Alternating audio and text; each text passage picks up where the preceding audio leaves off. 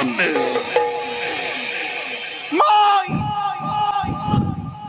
মই তো করিল স্বজন কোন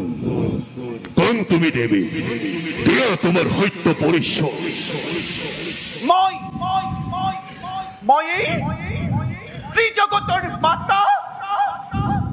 লক্ষ্মী মত্রী এই মত্রী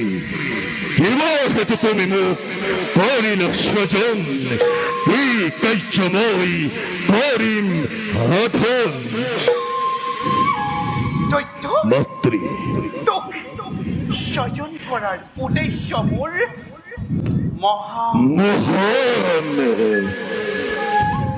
অলপ দিনৰ পাছতে হে মত্রী পৃথিৱীত মহাপ্ৰলয়ৰ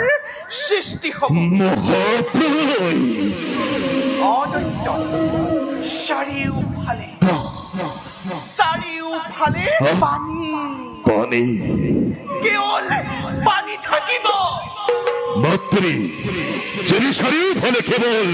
পানি